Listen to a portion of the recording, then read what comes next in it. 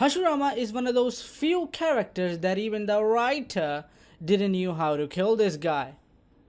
Granted that a mediocre, average type of death would not be suitable for the guy who holds the title, the God of Shinobi. It is speculated that he died while fighting in the First Shinobi World War, and just before his death, he passed the title of Hokage to his brother Tobirama Senju and instructed him to not mistreat the Uchiha clan. After creating such a prodigious and strong character, wouldn't you be also curious about all of his jutsus and techniques and from where they are actually inspired from, right? Without a doubt, one of his strongest jutsus was Sage Transformation. Hashirama, due to constantly being used to using this Sage mode, his body was so trained in collecting chakra that he could pretty much do this instantly. Massive chakra reserves and power boosting all the existing jutsus to a new height. But the main question is, how or when did he learn to do that? Because when I go and look into his background, his father Botama and his brothers Kawarama Itama, they all were not able to use Sage mode. So how did he learn that? And when did he learn that? And from who did he learn that? This is very important also. Just like any Sage mode, either learned from Mount Myoboku or Ruichi Cave, the standard features like increasing chakra levels, healing ability, and speed and physical strength, agility, they all are boosted. And I mean that in the most strict sense. In Naruto's case, learning Sage mode from the frogs gave him this distinct animalistic instincts, and his appearances was also changed or altered for the time being, and you can clearly notice what school of Sage mode he is following. In Kabuto's case, he got a free pink eyeliner because he learned from Cave Ruichi. Now, using this sense of logic, it is almost impossible to trace from where Hashirama learned using Sage mode. I mean, just take a look at his appearance. Do you see any difference? The only difference is his markings on his forehead, and that's it. And his eyes change just in the color, but not in the pupil. Like Kabuto's case, he got this strange beast type of eyes. In Naruto, he got the toad eyes. In Hashirama's case, it is just normal, regular pupil of a normal human being. In the manga, the markings are red. However, in the anime, it was black for some reason. Well, Hashirama is a very significant character, so because of this, a lot of fans have speculated that he learned it from the Sage Slug, just because his granddaughter Tsunade has a slug summoning, so therefore Hashirama would have learned it from Sage Slug. I don't even know where that is. I mean, nobody knows at this point where did she got her summoning from. And regardless, now the point that I'm trying to make over here, just because his granddaughter has a summoning of slug, you cannot just associate a person with that animal, okay? Considering Hashirama's background and his names and his origins and from what character the writer was thinking when he drew him, and his appearances, they all speak differently in contrast to what the most fans think.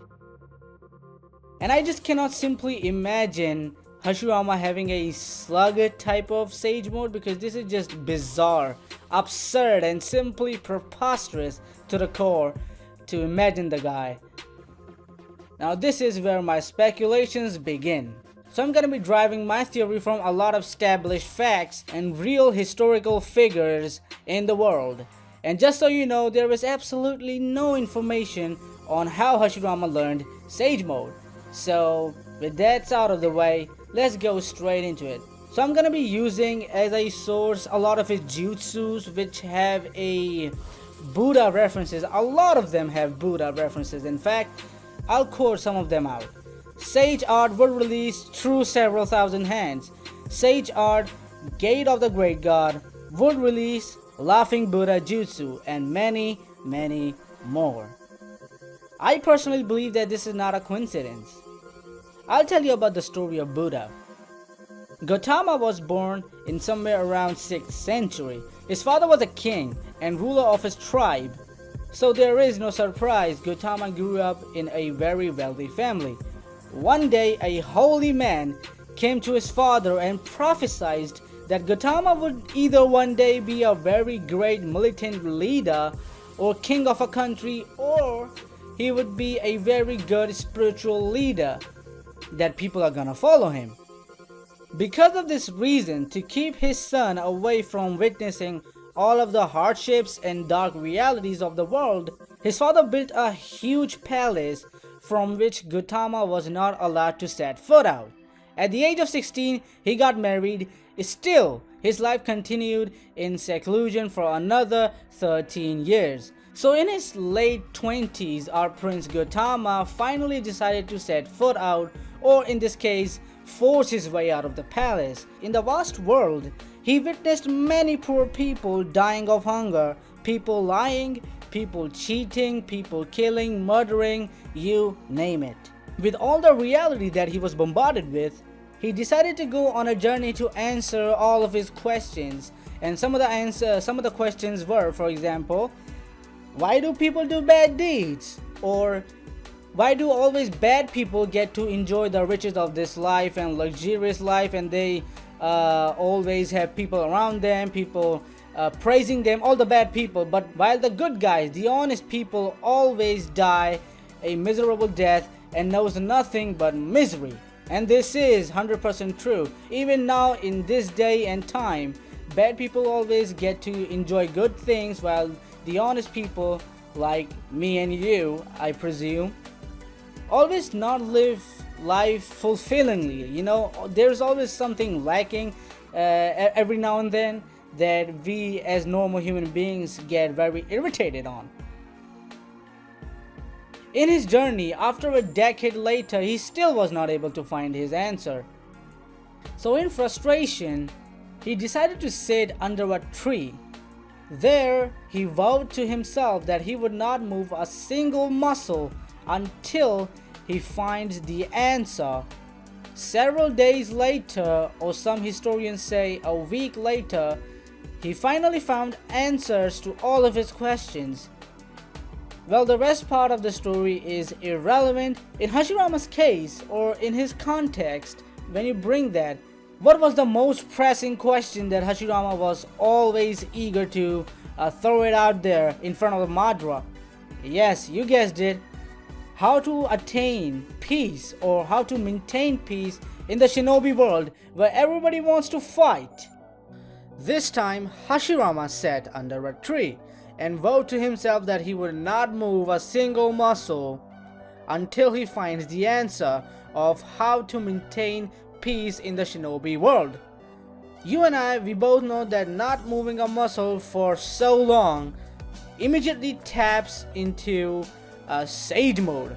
So in this Hashirama's case, he may have a little bit plot armor there and there. I would like to just sprinkle a little bit, because sage technique is so difficult to learn that a person cannot just simply learn on his own or accidentally do it. But I'll just sprinkle a little bit plot armor here and there, just so to complete the story and connect all the dots successfully.